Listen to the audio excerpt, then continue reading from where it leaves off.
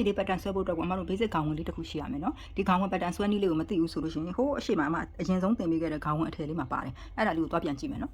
အခုဒီမှာကြတော့တို့က2000ပါတဲ့ pattern နဲ့ဆွဲပြမယ်ပြီးခဲ့တဲ့အထည်တုန်းကကြတော့ရိုးရိုး ready made ပုံစံလေးနဲ့1000ပါတဲ့ pattern နဲ့ပဲဆွဲပြထားတယ်အခုလို pattern တွေအမျိုးမျိုးဆွဲပြနေတယ်ဆိုတာကဘယ် pattern နဲ့ဖြစ်ဖြစ်ဆွဲတတ်အောင်လို့ဆွဲပြပေးတာနော်ဒီအင်ယူကိုဒီ pattern နဲ့ပဲဆွဲရမယ်လို့ပြောတာမဟုတ်ဘူးဘယ် pattern နဲ့ဖြစ်ဖြစ်ကိုဆွဲနိုင်အောင်လို့ pattern အစုံကိုပြပေးနေတာပေါ့နော်အဲ့တော့အခုစပြီးတော့ဆွဲကြရအောင်ဒီလေးမှာတော့ဂျိုင်းရနေပြီးတော့စပြီးတော့အပေါ်ကိုတိုင်းယူသွားမယ်ပခုံးထိပ်ကနေပြီးအမတို့ 4cm ဆိုပြီးမှတ်လိုက်မယ်ပြီးရင်နောက်ထပ် 3cm ဆိုတဲ့ point လေးတစ်ခုထပ်မှတ်မယ်ဒီ 3cm တော့တို့ယူမဲ့ကျိုးအကျယ်ပေါ့ 4cm ကပခုံးကနေပြီးတော့တက်လိုက်တယ်အဲ့တော့ဒီဘက်ကခါကတို့က level မောက်ဖောက်တဲ့အကျယ်ဖြစ်သွားတယ်နော်ဘာလို့ဒီဘက်ကစပြီးတော့မယူတာလဲဆိုတဲ့ခါကျတော့တို့ဒီဘက်ဂျိုင်းကိုချိန်ချင်တာမလို့အဲ့ဒါကြောင့်မလို့ဂျိုင်းထိပ်ကနေစယူတယ်လို့ပဲမှတ်ထားပြီနော်နောက်ဆိုလို့ရှိရင်တော့သဘောပေါက်သွားလိမ့်မယ်အချုပ်တဲ့အထည်ရည်တွေများသွားရင်အခုတော့ဒီမှာရှင်းပြနေအများကြီးရှင်းနေမှာဖြစ်တဲ့အတွက်ကြောင့်မရှင်းပြတော့ဘူးနော်အဲ့တော့တို့ level မောက်ဖောက်ထားတဲ့ point လေးရှိတယ်အဲ့ဒီ point လေးကနေပြီးတော့မတို့အောက်ကိုတန်းလေးပဲမြင်းလေးဆွဲချလိုက်မယ်နော်ဒဲလေးဆွဲချမယ်တို့နောက်ဖက်ရဲ့အကျယ်ပေါ့အနောက်ဖက်အကျယ်ကိုလည်းကိုနက်နက်ကလေးလိုချင်နေဆိုရင်ဒီရင်ကြောကြံမြင်းအထိဖောက်ပြရတယ်နော်ဒါပေမဲ့အမကြောကြံမြင်းအထိတော့မဖောက်ပြတော့ဘူးသူ့ထက်နည်းနည်းလေးအပေါ်တက်လိုက်မယ်ပေါ့ဒီကြောကြံမြင်းနဲ့ level နဲ့တဝက်လောက်အထိကိုဖောက်လိုက်မယ်နော်နော်ဒါမျိုးလေးယူလိုက်မယ်ပြီးရင်တို့ဒီပကုံးကနေတက်ဆင်းလာတဲ့ point မြင်းလေးရှိတယ်အဲ့ဒီမြင်းကနေပြီးတော့အထဲကို 1.5 cm ဝင်လိုက်မယ်ပြီးတော့မှဒါလေးကို final မြင်းပေါ့ဒါလေးကတို့ level မောက်ဖောက်မယ်မြင်းလေးပေါ့နော်ပြီးရင်ဒီကောင်လေးကိုပုံစံလေးဖော်တဲ့အနေနဲ့ဝိုင်းလေးဝိုက်ပေးလိုက်ဒါဆိုရင်တို့နောက်ချမ်း level ပေါက်ကလေးကရသွားပြီနော်အဲ့ဒီနောက်ချမ်းကိုလည်းအမတို့ကရိုးရိုးထောင်းနဲ့ပဲချုပ်မယ်ဆိုလို့ရှိရင်လည်းအခုတိုင်းလေးကိုပဲတောက်ချုပ်လို့ရတယ်ပေါ့အဲ့လိုမဟုတ်ဘဲနဲ့ရေကူးထောက်ကလေးနောက်ချမ်းရေကူးထောက်ကလေးချုပ်မယ်ဆိုလို့ရှိရင်တော့သူကနေပြီးတော့ကြောကျယ်မြင့်ရှိတယ်ကြောကျယ်မြင့်ကနေအပေါ်ကို 2.5 cm တက်ပြီးတော့တို့နောက်ချမ်းရေကူးထောက်ကလေးဆွဲမယ်ရေကူးတောက်ကလေးဆွဲမယ်ပြီးရင်သူ့ကိုလည်းအမတို့ကဂျိုင်းကို 1cm စားထုတ်လိုက်မယ်အပေါ်ကို 1cm တက်ပြီးတော့မှတ်လိုက်တယ်မှတ်ပြီးရင်ဒီကောင်လေးကိုစားထုတ်လိုက်မယ်နော်ဒီမင်းလေးကစားထုတ်လိုက်မယ်မြင်းလေးအဲ့တော့ဂျိုင်းလေးကိုပြန်ဖောက်ရမယ်ဂျိုင်းလေးကိုပြန်ဖောက်မယ်ဆိုလို့ရှိရင်အမတို့ဒီအင်ကြီးကိုဂျိုင်းလေးနည်းနည်းလေးကတ်သွားအောင်လို့ဘေးဘက်ကနေပြီးတော့အထဲဘက်ကို 1cm ဝင်မယ် 1cm ဝင်ပြီးရင်သူ့ကိုအမတို့တွေစားထုတ်လိုက်မယ်ပေါ့ဒီဘေးလေးကိုလည်းစားထုတ်ပြီးတော့မှဒီကောင်လေးကိုဂျိုင်းလေးပြန်ပြီးတော့ဝိုက်လိုက်မယ်နော်အဲ့ဒါဆိုရင်တို့ရဲ့နောက်ချမ်းချမ်းလေးရပြီဒါပေမဲ့လို့တို့ဒီ level ပေါက်ကြီးကိုနည်းနည်းလေးကတ်သွားအောင်လို့စားထုတ်မယ်နော်အဲ့တော့ဒီထိတ်ကနေပြီးတော့ 0.5 level ထိတ်ကနေစားမှာနော်ဒီ joint ထိတ်ကိုလုံးဝမစားဘူးဒီထိတ်ကိုမစားဘူးဒီဘက်က 0.5 ယူပြီးတော့ခုလိုလေးစားထုတ်လိုက်မယ်ဒီနေရာလေးပြီးရင်ဒီကနေပြီးတော့လည်းမတို့ 0.5 ဝင်မယ် 0.5 အထဲကိုဝင်မယ်ဝင်ပြီးရင်သူ့ကိုလည်းမတို့ဒါလေးကိုလည်းစားထုတ်လိုက်မယ်နော်ဒါလေးစားထုတ်လိုက်မယ်အဲ့တော့ဒါကနောက်ချမ်းအတွက်ကိုရသွားပြီနောက်ချမ်းတက်ရတော့ရှေ့ချမ်းဆက်လုပ်မယ်ရှေ့ချမ်းမှာလည်းနောက်ချမ်းမှာလုပ်ခဲ့သလိုပဲဒီကနေပြီးတော့ပခုံးထိပ်ကနေ 4cm ဝင်မယ်ပြီးရင် 3cm ကျိုးစာလေးထားမယ်နော်ပြီးတော့အရှိ level ပေါက်ကိုတော့သူကရင်ကျယ်မြင့်အထိကိုဖောက်မယ်နော်အဲ့တော့ခုနက level ပေါက်ဖန်ထားတဲ့အမှတ်ကလေးကနေပြီးတော့တို့အောက်ကိုမြင်းတန်းလေးဆွဲချလိုက်မယ်နော်ဆွဲချလိုက်မယ်မှိန်လေးဆွဲရတယ်နော်သူ့ရဲ့အထဲကို 1.5 cm အရှိကိုရွှေ့မယ်အရှိကိုရွှေ့မယ်အဲ့ဒါလေးနဲ့မှတို့က level ပေါက်မြင်းလေး final မြင်းလေးကိုဆွဲမယ်နော်ဒါမျိုးလေးရမယ်အဲ့ဒါလေးကိုလည်းတို့နောက်ချမ်းမှာလုပ်ခဲ့သလိုပဲပုံစံလေးပေါ်ပြီးတော့နှက်ခမ်းသားလေးကိုဝိုင်းပေးလိုက်မယ်နော်အဲ့ဒါလေးရသွားပြီဆိုတဲ့ခါကျတော့ဒီရှေ့ချမ်းလက်ပြီးကိုလည်းမတို့ကထောက်ထိုးမယ်သူ့ကိုလည်း 1cm ထောက်ထိုးမယ်ရှေ့ချမ်းကတော့ပိုလက်နှက်တာဖြစ်တဲ့အတွက်ကြောင့်မလို့ဒီကောင်ကို 1cm ထောက်ထိုးမယ်ပြီးရင်တို့ပခုံးထိပ်ကိုလည်း 0.5 စားထုတ်မယ်နော် 0.5 စားထုတ်မယ်အဲ့လိုမစားထုတ်ရင်ဒီအင်ကြီးတွေကမတို့လေးခြောက်နေလိမ့်မယ်နော်ဒီ point လေးနဲ့အထိပဲနော်တို့ကျိုးအထိလေးပဲ0.5 လေးစားမယ်ပြီးတော့မှတို့ဒီဂျိုင်းကိုဖောက်ဂျိုင်းဖောက်ဖို့အတွက်ကိုကြတော့မှတို့ဒီတောက်ကြီးကိုထပ်ပြီးတော့မှဂျိုင်းလေးကိုဝိုက်မယ်နော်အဲ့တော့ဒီကောင်လေးကအပေါ်ပိုင်းရပြီပေါ့အပေါ်ပိုင်းရတဲ့အခါကျတော့အောက်ပိုင်းလုပ်မယ်အောက်ပိုင်းကိုတို့ကဖြတ်ချပြီးတော့မှအောက်ပိုင်းလေးကိုဆွဲမယ်နော်အောက်ပိုင်းကိုကြားလို့ရှိရင်မှတို့ခါးမြင့်နေရနေမဖြတ်ဘူးခါးမြင့်အောက်ကို 1cm ချပြီးတော့ပဲဖြတ်မယ်နော်အခုလို 1cm လေးချပြီးဖြတ်မယ်ခါးမြင့်တက်တဲ့ကနေဖြတ်လို့ရှိရင်တို့ဒီအင်ကြီးကဝတ်တဲ့အချိန်ကျရင်ခါးအပေါ်တက်သွားလိမ့်မယ်အဲ့တော့သူ့အောက်ကို 1cm လောက်ချဖြတ်မှဝတ်တဲ့အချိန်ကျလို့ရှိရင်ခါးနေရတက်တဲ့ကိုရောက်မှာနော်အဲ့တော့ဒီနေရာလေးကိုဖြတ်မယ်ဒီအင်ကြီးမှာတော့မတို့ကအောက်ပိုင်းကိုတစ်ခုပဲသုံးမယ်နောက်ချမ်းကိုသုံးရင်လည်းရတယ်ရှေ့ချမ်းကိုသုံးရင်လည်းရတယ်ပေါ့နော်နှစ်ခုဆွဲနေစရာမလိုဘူးတစ်ခုပဲဆွဲမယ်တစ်ခုဆွဲပြီးလို့ရှိရင်ဒီကောင်လေးကိုသုံးလို့ရပြီပေါ့နော်အဲ့တော့ဒီမှာထင်သာမြင်သာရှိအောင်လို့မှဒါလေးကိုအရင်ဖြတ်ချလိုက်မယ်နော်တောက်ထပ်ပြီးခွဲမယ်ဆိုလို့ရှိရင်အရင်ဆုံးတောက်ကိုထပ်ပြီးတော့မှညှက်မယ်နော်တခါတည်းတန်းမညှက်လိုက်နဲ့အခုလိုတောက်ထပ်လိုက်တဲ့အချိန်မှာဒီနေရာတွေရွေ့သွားတာရှိတယ်ရွေ့သွားတာလေးတွေကိုမတို့ပြန်ဖြေပြီးတော့ဆွဲပြီးတော့မှညှက်မယ်အဲ့လိုမဟုတ်ပဲဒါလည်းညှက်ချလိုက်လို့ရှိရင်တို့တွေချုပ်တဲ့ပြန်ချုပ်တဲ့အချိန်ကျလို့ရှိရင်အစနှစ်စမညီဘူးဖြစ်နေလိမ့်မယ်နော်ခုလိုလေးပြီးသွားတော့မှဂျိုင်းလေးကိုအရင်ညှိပြီးတော့မှဒါကိုညှက်ချ ဒီရေကူးတောက်ဆွဲနည်းတွေအသေးစိတ်တွေကိုလည်းရှေ့အထည်ဒီမှာတင်ပြပေးထားတာတွေရှိတယ်နော်တကယ်လို့နားမလည်ဘူးဆိုလို့ရှိရင်သွားပြန်ကြည့်လို့ရတယ်အထည်တွေမှာတို့ပခုံးထောက်စားထားတာလေးကိုလည်းညှက်ချမယ်လေပင်ပေါက်ကလေးကိုပုံဖော်ထားခဲ့တဲ့အတိုင်းလေးညှက်မယ်ဒီနောက်နေရာမှာလည်းမတို့စားထုတ်ထားတာလေးကိုညှက်ချလိုက်မယ်နော်ဒါဆိုရင်တို့နောက်ချမ်းအတွက်ကရသွားပြီအဲ့ဒီတော့ဒီကောင်ဒီ B1 ဒီကောင်ဒီ B2 ပေါ့နော်ဒါနောက်ချမ်းပြီးတော့တို့ဒီကောင်လေးကိုကွက်စာတစ်ခါလေးပြောပြပေးမယ်ကွက်စာညှက်မယ်ဆိုရင်အမတို့ဒီကောင်လေးကိုအခုဒီနေရာကနေပြီးတော့လေဘင်းကနေ 4cm ဆင်းမယ်ဒီဂျိုင်းထိပ်ကနေပြီးတော့လည်း 4cm ဆင်းမယ်နော်အဲ့ဒါလေးကိုခုလိုပုံစံလေးညင်ညာလေးလှအောင်လို့ပဲနော်ဒီလိုလေး white ပြီးတော့ယူမယ်ယူပြီးတော့ဒီဟာလေးကဒီအခုဒီပေါ်ပိုင်းလေးကအမတို့ကွက်စာဖြစ်သွားမယ်နော်ကွက်စာကိုအခုလိုလေးညှက်ရမယ်နော်ဒါမှသူကလုံခြုံလေးဖြစ်မှာခုလိုပုံစံလေးသွားမယ်ပြီးရင်ဒါလေးကနောက်ချမ်းရပြီနောက်ချမ်းရတဲ့ခါကျတော့ရှေ့ချမ်းသွားမယ်ရှေ့ချမ်းမှာဒီထောက်တွေကိုထပ်ဖို့အတွက်အမဒီအောက်ထောက်ကိုအရင်ခွဲလိုက်မယ်နော်အောက်ထပ်ပြီးသွားပြီဆိုတော့မှတို့ဂျိုင်းလေးကိုပြန်ဖောက်မယ်ခုန 3cm မှတ်ခဲ့တဲ့ point လေးနဲ့ဂျိုင်းလေးနဲ့ကိုပြန်ဝိုက်မယ်ပြီးရင်တို့ဒီမှာနောက်ချမ်းမှာလုတ်ခဲ့တယ်လို့ပဲ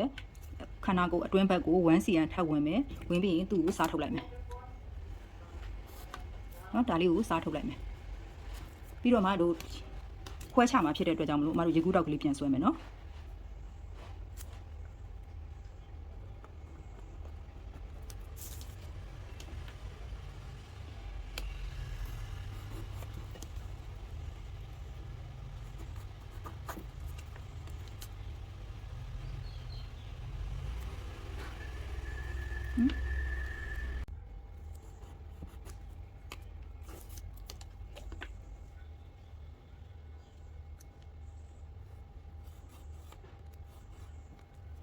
ဒါမျိုးလေးဆွဲပြရပြီဆိုလို့ရှိရင်သူ့ကိုညှက်ချလိုက်မယ်ဆိုရင်ဒီဘက်က F1 ထွက်လာမယ်ဒီဘက်က F2 ထွက်လာမယ်လေပင်မညီတာလေးတွေကိုပြန်ညှိပြီးတော့ဆွဲမယ်ပခုံးစားထုတ်မယ်နော်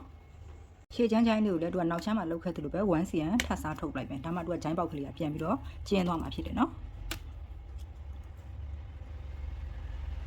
တို့အခုစားထုတ်လိုက်တဲ့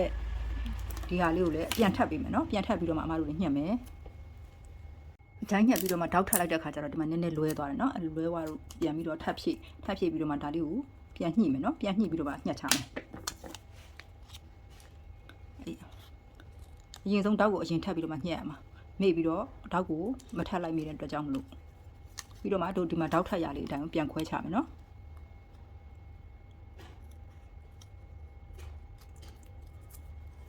ရပြီလေဒါဆိုရင်ရှေ့ချမ်းအတွက်ရပြီပေါ့နော်ချမ်းလေးကိုလည်းတို့ကွတ်စာညှက်လို့ရှိရင်နောက်ချမ်းမှာလောက်ခဲ့တယ်လို့ပဲနော်ဒီ level ထိပ်ကနေ 4cm ဆင်းမယ်ဒီကနေဂျိုင်းအောက်ကနေပြီးတော့လည်း 4cm ဆင်းမယ်သူ့ကိုနောက်ချမ်းလေးလိုပဲဒါလေးကိုလှအောင်လို့ဝိုက်မယ်နော်ဒီလိုလေးဝိုက်ပြီးတော့မှဒါကိုကွတ်စာအနေနဲ့တို့လေးညှက်ထုတ်ပြလိုက်နော်အဲ့လိုလေးချုပ်မယ်နော်ဒါဆိုရင်အပေါ်ပိုင်းရသွားပြီရှေ့ချမ်းရောနောက်ချမ်းရောအဲ့တော့အောက်ပိုင်းလေးဆက်လုပ်ကြမယ်အောက်ပိုင်းလုပ်မယ်ဆိုလို့ရှိရင်အမတို့အောက်ပိုင်းကိုဒီနေရာကနေဒက်ခွဲချလိုက်မယ်နော်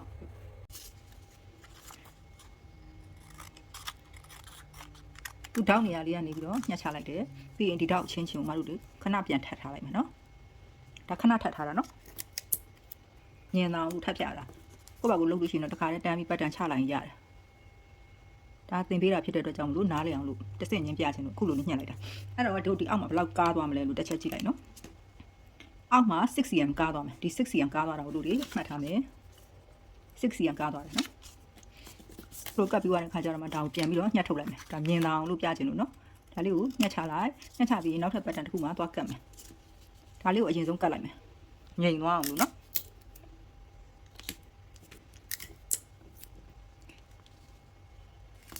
အမတို့ကဒီမှာခောက်တုံလေးထပ်ပြီးတော့ထည့်မှာခါနေရမှာအဲ့ခောက်တုံလေးကိုဘယ်လောက်ထားမလဲဆိုတော့ 4cm ထားမယ် 4cm ထားမယ်เนาะအဲ့တော့သူနဲ့အကျယ်ဒါခါနေရเนาะခါနေရက 4cm မှတ်လိုက်မယ်ဒါမှသူကခောက်လိုက်လို့ရှိရင် 2cm ကျန်မယ်ပေါ့เนาะအဲ့တော့ 5cm လောက်ထားရင်လည်းရတယ်เนาะဘာမှ 5cm ထားလိုက်မယ်ခက်ကြီးလေးဖြစ်အောင်လို့ 5cm ထားလိုက်မယ် 5cm ထားလိုက်လို့ရှိရင်သူနဲ့ဒီခါနဲ့ဒီခါနဲ့ကိုမတို့ 5cm ကိုမှတ်လိုက်တဲ့အမှတ်ကလေးမှာဒီမှာလာချမယ်ပေါ့เนาะလာချပြီးသူအောက်မှာဘယ်လောက်ဖြစ်ရမလဲဆိုတော့အခုတို့ဒီမှာအပေါ်ပိုင်းမှာ 5cm ခုနအောက်မှာဒီလို pattern ထပ်လိုက်တော့ကားသွားတာဘယ်လောက်လဲဆိုတော့ 6cm เนาะအဲ့တော့5နဲ့6နဲ့ပေါင်းလို့ရှိရင်11เนาะအဲ့ဒီတော့ဒီကနေပြီးတော့မတို့တွေ17ဆိုတဲ့အမှတ်ကလေးကိုမှတ်မယ်နော်တကယ်လို့အပေါ်မှာကိုက4ထားတယ်ဆိုလို့ရှိရင်အပေါ်က4ရယ်ခုနကားသွားတဲ့6ရယ်ပေါင်းလို့ရှိရင်10ဖြစ်မယ်နော်ဒီအောက်မှာ10ဆိုပြီးမှတ်ရမယ်ဒီအပေါ်မှာကိုကားမဲ့အကားလေးတဲ့ခုနကအောက်မှာတို့ရခဲ့တဲ့ 6cm ကိုထပ်ပေါင်းတာဒါဆိုရင်သဘောပေါက်နေတယ်တွေ့နော်အဲ့တော့ဒီနှစ်ခုကိုမတို့တွေ ဒီ point လေးခုနမှတ်လိုက်တဲ့ point လေးနှစ်ခုပေါ့ကိုမှတ်ထားတဲ့ point လေးနှစ်ခုကိုညီအောင်အခုလိုလေးချမယ်ချပြီးရင်ဒါလေးကိုလည်းတိတ်ကတ်လိုက်မယ်နော်အဲ့လိုတိတ်ကတ်တဲ့အချိန်ကြလို့ရှိရင်ဘယ်လိုဖြစ်မလဲဆိုတော့ဒီမှာခါနေရကမညီနိုင်ဘူးနော်ခါနေရမညီမှာဖြစ်တဲ့အတွက်ကြောင့်မလို့တို့ကဒီလိုမျိုးလေးအရင်ဆုံးခောက်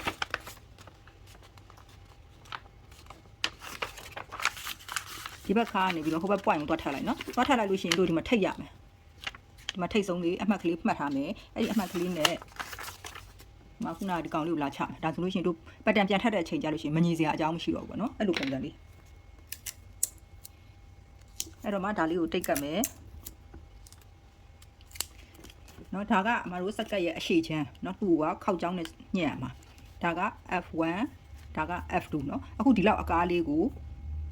ပို့ပြီးတော့အမတို့ထပ်ပြီးတော့ကားအောင်ပါနော်ဒီလောက်နဲ့မရသေးဘူးအဲ့တော့သူ့ရဲ့ဘေးကိုတို့မြင်းဖြောင်လေးပဲဆက်ပြီးတော့ဆွဲထုတ်လိုက်ဆွဲထုတ်ပြီးသွားရင်သူ့ကိုလည်းအမတို့ကဒီကောင်ရဲ့တက်ဝက်ကားမယ်ခုနကဒီမှာတို့ဘယ်လောက်ရခဲ့လဲ17စီယံရခဲ့တယ်17ဆိုလို့ရှိရင်ဒီမှာ 5.5 ပေါ့နော် 5.5 ထပ်ပြီးတော့ကားထုတ်မယ်ခါနေရကနေကားမယ်သူ့နော်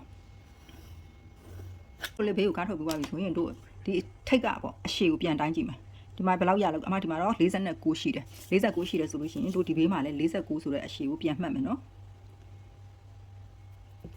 အဲ့ဒါလေးကိုမှတို့ကခုလိုလေးပြန်ပြီးတော့ white ပေးရမယ်ဒါမှတို့ကဝိုင်းဝိုင်းညီညီလေးဖြစ်နေမှာအဲ့လိုမဟုတ်ဘူးဆိုလို့ရှိရင်ဒီနှက်ခမ်းသားကြီးဘေးဘက်ကြီးအောက်ကိုရှည်ပြီးတော့ကြာနေလိမ့်မယ်နော်ဒါဆိုဒီပတ်တန်လေးကညှက်လို့ရပြီပတ်တန်ညှက်တဲ့အချိန်ကြာလို့ရှိရင်ခုနကဒီထောက်ကလေးထပ်ခဲ့တဲ့အတိုင်းလေးကိုထပ်ပြီးတော့ခါနေအောင်ခုလိုညှက်ရမယ်ချုပ်တဲ့အချိန်ကြာလို့ရှိရင်လည်းအမတို့ကဒီလိုခောက်ပြီးတော့ပဲချုပ်မှာနော်ဒါလေးကိုအရင်ညှက်လိုက်မယ်အောက်ပိုင်းလေးကလှအောင်ပြန် white ပေးမယ်နော်ခုလိုလေး white ပြီးတော့သူ့အ white တိုင်းလေးညှက်ချမယ်ဒါဆိုလို့ရှိရင်တို့ပတ်တန်လေးကပြီးသွားပြီပေါ့နော်အမှန်မှပိတ်ညက်တဲ့အချိန်ကြာလို့ရှိရင်အမတို့နည်းနည်းလေးထပ်ပြီးတော့ကိုလိုချင်တဲ့ပုံစံလေးကိုထပ်ပြီးတော့ကိုအောင်လို့ရသေးတယ်ပိတ်ကိုအခုလိုမျိုးခောက်လိုက်မယ်နော်ခုလိုခောက်မယ်နော်အနားသားနှစ်ခုကိုအခုလိုခောက်မယ်ဟိုတစားရတယ်ဒီလိုဆွေခောက်မှာမဟုတ်ဘူးနော်ဒီလိုအနားနှစ်ခုကိုဒီလိုခောက်မယ်ဒါမှဒီပိတ်စာကအမတို့45ဒီဂရီဆွေမှာမဟုတ်လို့ရှိရင်တစ်ချမ်းဆွေတစ်ချမ်းမဆွေဖြစ်မယ်အဲ့ဒါအဲ့ဒီအမှားမှားတတ်တယ်သင်္นานသားတွေတော်တော်များများအဲ့လိုမှားတတ်တယ်နော်ကိုကပိတ်မလောက်ဘူးဆွေတယ်ဆိုပြီးတော့စောင်းချလိုက်တယ်ဆွေတယ်လို့ထင်တယ်တကယ်တော့မဟုတ်ဘူးနော်ဒီလိုမျိုးအနားနှစ်ခုကိုညီအောင်လုပ်မှဒီကောင်က45ဒီဂရီစောင်းတာအဲ့လိုမဟုတ်ဘူးဆိုလို့ရှိရင်တစ်ချမ်းဆွေတယ်တစ်ချမ်းမဆွေဘူးအဲ့လိုပုံစံကြီးဖြစ်နေလိမ့်မယ်အဲ့တော့အခုလိုလေးချပြီးရရင်တို့ဒီမှာပိတ်ကခောက်ချောင်းရှိတယ်မလားအဲ့ဒီခောက်ချောင်းနေရာကိုဒီမှာရှည်ချမ်းကိုအခုလိုချမယ်ချပြီးရင်တို့ဒီမှာခါနေရာနဲ့ကိုဒီလိုမျိုးညှိပြီးတော့ညှက်မယ်ဆိုရင်ပိတ်စာကိုဒီလိုအဆွေညှက်ပဲဆိုရင်ပေါ့နော်အဆွေညှက်မယ်ဆိုရင်ဒီဆက်ကပို့ပြီးတော့ဝဲပြီးတော့ပို့ပြီးတော့အေးတယ်ဒါပေမဲ့ပုံနှင်းမှာကတော့ဒီလိုအဝဲညှက်ထားတာမဟုတ်ဘူးဒဲ့သားကိုပဲအမဒီတိုင်းပဲညှက်ပြီးတော့ချုပ်ထားတာဖြစ်တဲ့အတွက်ကြောင့်မလို့ဒဲ့သားကိုပဲညှက်မယ်ဆိုလို့ရှိရင်လည်းရတယ်နော်အခုဒီကောင်ကတော့လုပ်လို့ရတယ်ဆိုတဲ့အကြောင်းပြောပြတာပို့ပြီးဝဲကားကားလေးလိုချင်နေဆိုရင်အဲ့လိုညှက်လို့ရတယ်လို့နော်ဒါဆိုရင်တို့ပတ်တန်လေးစုံသွားပြီသဘောပေါက်လိမ့်မယ်လို့လည်းထင်ပါတယ်နော်